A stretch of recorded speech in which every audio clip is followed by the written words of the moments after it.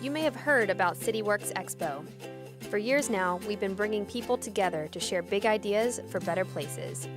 Expo connects innovators across the community and around the globe through an ongoing series of events, conferences, and social media. And our goal is to inspire and support people like you, the ones who have a passion for making their neighborhoods, communities, and cities better places to live, work, and play. Check us out at cityworksxpo.com to learn more. Become a part of the Expo community and share your story. You never know who you will inspire with your big ideas.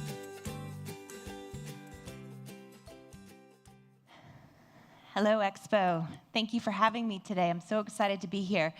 I just want to take the next 20 minutes or so to share my story with you guys. So here's where it starts.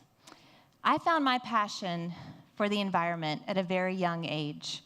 I was 15, and I went to an Earth Day festival here in Roanoke, Virginia, and I was astounded by the people who surrounded me. They were so passionate and just on fire for what they were talking about and what they were campaigning for. And I had never really encountered anything like that before. So I swear I left that day a changed person. The next couple years, as I went through high school, I cultivated that spirit and that passion and drove my parents crazy and lectured my friends and told everybody what to do. And then turned 18 and came time to graduate. And of course, the conversation around graduation is, where are you going to go to college, right? And what are you going to do when you grow up? So I would proudly tell everybody, I'm going to work for the environment. And everyone I said that to kind of just got this face and would say, bless your heart, that's adorable. It's adorable. That's a hobby. What's your career going to be? I felt pretty sure that that's what I was meant to do, but these are the people from whom I sought guidance, and, so I went with it. Got 2 degrees in real fields. One was in broadcast journalism, and the second one was in nursing. And that's when I started working at Roanoke Memorial in the emergency department. So for those of you who aren't familiar with Roanoke Memorial or our emergency department, we are a level 1 trauma center. Our ED has 80 beds. We see 85,000 patients a year. We have patients coming in by ambulance and by helicopter, and it's a place of excitement and adrenaline and pain and healing and life and death, and I loved it. But there was something that was kind of bothering me just a little bit. Has anyone ever been to the emergency room, patient, visitor, any of it? So if you have, you can back me up here. I just want to kind of walk you through a visit to the ER, okay? So you come into the ER, and what we do, let's go and get messy. What we do is we put on some gloves. And then we do some vital signs, right? We put you on our monitor. And then what we do is we change gloves, a couple more gloves here. And then we're going to start an IV. We're going to draw some blood. We're going to do some labs. And then we're going to change our gloves again. And now we're going to give you some medicine because you are in the ER because you feel really bad. So we're going to give you some medicine, something for nausea, something for pain. And then what we're going to do is we're going to probably give you some fluids, right? So you seeing where I'm going with this? I'm giving you these fluids. And now that we gave you the fluids, what comes next? That's right, the bedpan. And then now, from the bedpan, we're going to, more tests. More gloves. All right. Now we're going to give you some more fluids, some more medicine. We had more fluids. What does that mean? That's right, another bedpan. And now, seems like as a patient, you might be feeling a little bit worse. So we're going to give you a little bit of oxygen. We're going to take this out. We're going to put this oxygen on you. And then we're going to take that off because it's not working the way that we want it to. And now we're going to take this one, and we're going to open it, and we're going to put this one on you. And now, sorry to say, even after all those bedpans, you still need a catheter. If you ever had a catheter, I'm very, very sorry. If you have not, I'm very, very happy for you. But with the catheter comes, we got a whole packaging here. We got lots of stuff. We're going to open it up. And then we're noticing that you're still not getting better. You can overflowing our little space here. So now you're not getting better. We're going to give you some more medicine, more maybe an airway, a little more intervention. And then you're getting even more sick. So now we're going to give you even better IV, okay? We're going to pull this out with all our gowns and our stuff and our widgets and our whatnots. We got all this. So now you're ready. You're ready to go to the nursing unit. But before you go, don't forget your single-use disposable pillow to take with you. So you kind of see where, if you're someone like me and you have a green heart, this would kind of start to bother you just a little bit. This here is one patient, 2 hours. We have 85,000 patient visits a year in a hospital that has 400 patient visits and admissions a year. We generate so much waste.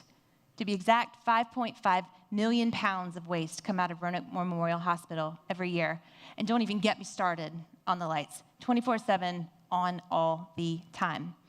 So I thought, well, this really bothers me, right? I love my job, but there's got to be a better way. I started doing some research, and I found out that this was a real thing. This was something that people were concerned about around the nation, and the statistics were astounding. What I found out was that hospitals across the U.S. produce more than 5.9 million tons of waste annually. And hospitals and healthcare systems use 8% of our nation's energy, 8%. So, knowing that this is a thing, I thought, well, this is Carilion Clinic. We have 7 hospitals, 120 practice centers. Surely somebody's working on this. Did a little digging, came up, no one. No one was working on this for our clinic. So I thought, well, I guess I'll do it. I spent the next 3 years trying to figure out exactly how to do this, right? Because there was really no one in the system that could tell me how to figure all of this out. I went to Virginia Tech and I got started my master's in public health. And actually, in the first year that I was at Virginia Tech, Carilion did form a green team, but it was a green team steering committee, which by definition at Carilion is an executive committee. And when I went to them and asked if I could join, I was politely told that I wasn't an executive. I was a bedside nurse. So I was politely said there really was no role for me on that committee. And yes, I was frustrated, but I was undaunted. So I went back to Virginia Tech and figured out, okay, how can I get in the room? How can I figure this out? And I found out that I had a 300-hour practicum, which is basically a free internship through the graduate program. So I took that back to the Green Team Steering Committee, and I said, hey, guys, I have 300 hours of free labor to offer you. Just let me be in the room. Let me take your notes. Let me do the minutes. Let me do your research. Just let me be in the room because I literally have to know what's happening in this room. And they agreed. So now I've got the education coming from tech. I'm in front of the right people for the green team. So the next thing I need to do is figure out how to make this relevant for Carilion. And what I found was that Carilion has a wonderful career advancement program. And the career advancement program allows bedside nurses 12 hours a week off the floor to do research projects. So I use that time to develop sustainability projects. So I did all of this for the next 3 years. I graduated. I got my master's in public health from Tech. I went from intern to chair of the Green Team Steering Committee. And at the end of all of this, I thought, let's do it. Let's get this job going. I went in front of my vice president. I told him my idea. And he said, I love it. You're not ready. Here's what you need to do. Don't stop. So I didn't. I took the next couple of months and I wrote out a business plan. And what my business plan looked like was basically a picture of why our organization needed a sustainability officer. There was all of these areas of operations, clinical implementation, there was data to be gathered, there was strategic development, marketing, corporate contracts, nursing relations, all of these things that I really felt I could kind of be the middle person for all of that. Over the next year, I requested meetings with 4 vice presidents of the company. And the great thing about Carilion is you can be a bedside nurse and request a meeting with a vice president, and you're going to get it. And I got it. And they all had the same reaction. I love it. You're not ready. Here's what you need to do. Don't stop. So I kept going. I had the passion, and I had the plan. But in business, that's not always enough to create a position or a program. You have to demonstrate profitability. So I took those 12 hours and I boiled it down to see how had I benefited Carilion with those 12 hours. And what I found was I had done one program that I had coordinated installation of reusable sharps in 120 practice centers, which had saved the company $44,000 and had decreased our plastics waste to Virginia landfills by 18,000 pounds. I had done a no-cost education program in the emergency department, which had reduced another one of our waste streams that's very expensive, had reduced that by 18%. Now, that had only saved the ER a little bit less than $3,000, which is really nothing. But my point was, I can take that same education to the units, to the nursing units, I can share that with them, and then if they have the same success, we can enjoy a $22,000 decrease in what we're paying for that waste stream. The last thing that I did was create the first ever sustainability report for Carilion. And when I did that, I went around and gathered all of the sustainability stories that I could over the last 5 years. Even if they hadn't been intentionally for sustainability, I knew that they were for sustainability. And I put it all together into a report. And what this afforded me was the opportunity to get in front of leadership and make that link between sustainability, environmental health, and community health. I was able to point out to them things like the heating, ventilation, and air conditioning improvements that we had made over the last 5 years helped us reduce our energy use. When we reduce energy use, we reduce energy emissions. When we reduce energy emissions, we improve air quality. And when we improve air quality, we improve public health by helping to decrease rates of asthma and chronic bronchitis and exacerbating any sort of respiratory symptom. I was able to make the links in the same way as if we had taken 1,600 passenger vehicles off the roads for a year.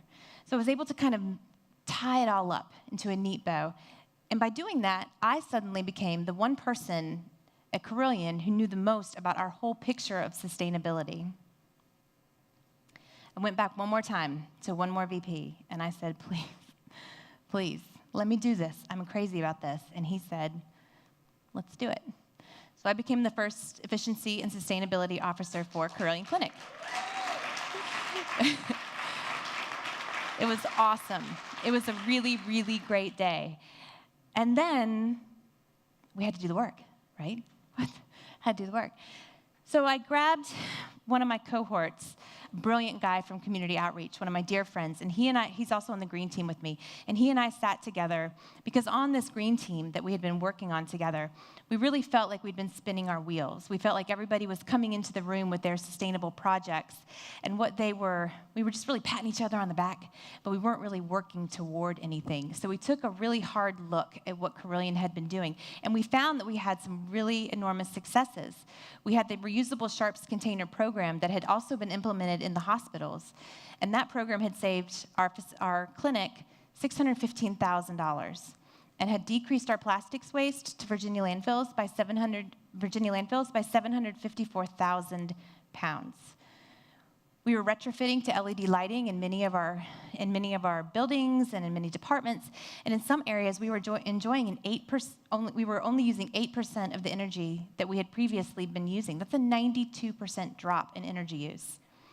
In the ED, where I worked, we switched to 2 environmentally preferable products. From that switch of 2 products, we had enjoyed $273,000 a year savings and had decreased our waste stream by an additional 25,000 pounds. So what we knew was that we had some awesome, awesome programs. What we also knew was that all of this work was happening in silos within the company. We have 7 hospitals and 120 practice centers, and this is just happening here and there, but we weren't systematically working toward anything, and we needed to overcome that.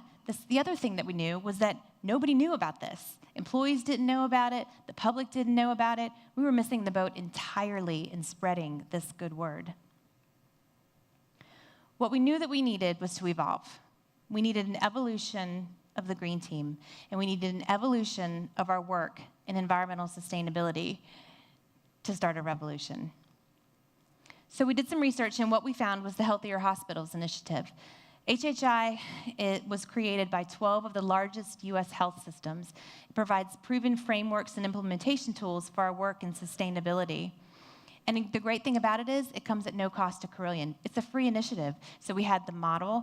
We didn't have to reinvent the wheel. You shouldn't necessarily have to do that. Now, this is a little bit hard to see, and I'm sorry, but the great thing about HHI is that it provides measurable goals and objectives for us to accomplish in sustainability. So things like reducing our greenhouse gas emissions by 3%, achieving a 15% recycling rate, increasing local and sustainable food purchases by 5, then 10, then 15%. So it gave us these measurable goals and objectives, but layered behind this was how-to. It also provided us with how-to guides on how to work through this massive task. So here we are, we have this idea, we're super pumped about it, but you have to understand the way our organization looks. This is a sort of an org chart of sorts for Carilion. At the top, you see the board. Below that is our wonderful CEO and president, Nancy Agee. Below her, board of governors, our practice groups, our senior vice presidents, and executive vice presidents.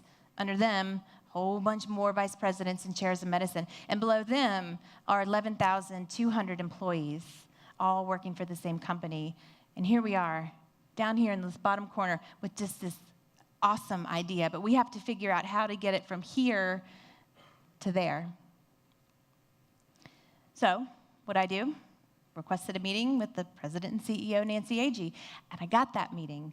And I went into her with hat in hand, and I said, we've got this awesome idea. We've got to move this forward. Here's our idea. What we want is for our executives to sign the Healthier Hospitals Executive Commitment Statement, which commits our healthcare system to creating a comprehensive environmental sustainability program, to integrating sustainability into our core business strategies, to setting sustainable, measurable goals and objectives, and tracking and sharing results on a national platform.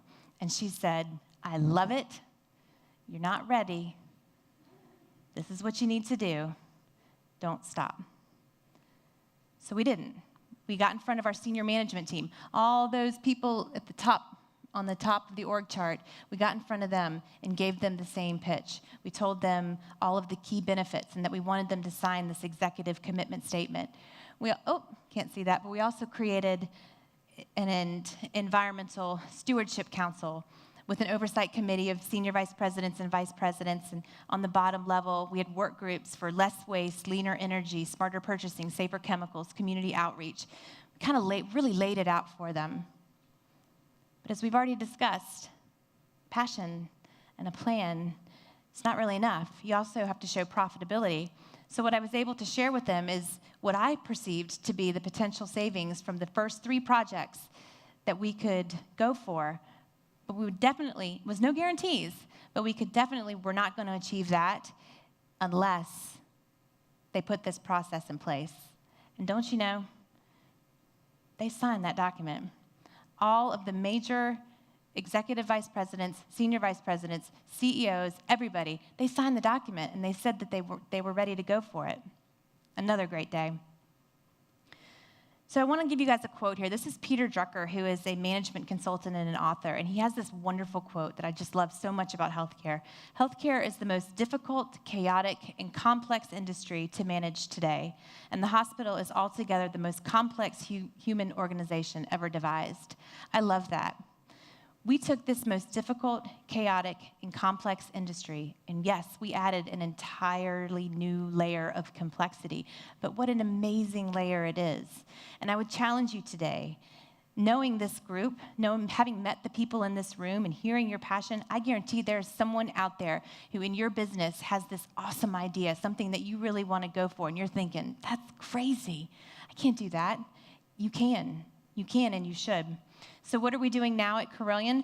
The biggest thing we've been doing is just cultivating the spirit of sustainability, just absolutely beating the sustainability drum. We have the Environmental Stewardship Council. We have work groups. We have 43 sustainability champions at Roanoke Memorial, with more calling from our outside hospitals and facilities every day asking to get on these teams. How can they get engaged? We have green teams in our OR and in our ER. One of the big problems that we have in healthcare are faulty processes and lack of education. We get so ahead of ourselves. And within the first month of me being in this position, I came across a process that was in place that was generating over 30,000 pounds of excess waste and wastewater annually. That's the equivalent of 3 adult male bush African elephants. And it was costing our organization $220,000 a year in a flawed process that was disposing of usable product. Mission donation. We're gathering a lot of supplies. Part of sustainability is you come into these pockets of excess supplies, usable supplies, clean supplies that are going into the waste stream for one reason or another. It may be that we switch vendors, or it may be that we acquire a new practice center. But whatever it is, previously all of that product was going into the trash. Well, we threw our bodies over the dumpsters quite literally and said, no more. Let's at least donate this to the international mission field, because these are usable, perfectly fine products. We've had 7 major shipments since January, and we've donated over 18,000 pounds of medical supplies and equipment to the international mission field. Thank you. The last thing that we've done is OR Plastics Recycling. That picture that I showed you at the very beginning, that's our OR. And we do not recycle anything out of our OR, but that's changing now. We've put a plastics recycling program in place that's going to divert over 17,000 pounds of plastics waste from our landfills. And recycling plastic doesn't just divert from landfills, it also saves energy. And just by recycling this one product out of our ORs, we are able to save enough energy to generate power for 3 homes for a year. So just really awesome things. So what I want to leave you with today is a quote. I have this quote on my wall in my office, and this is the one that I look at when I feel overwhelmed. I feel stressed. I feel stretched way thin. I'm wondering, oh my God, what have I done? This is too much. I read this and it really brings me back to where it all started for me. Unless someone like you cares a whole awful lot, nothing is going to get better. It's not. Unless you don't stop. Thank you.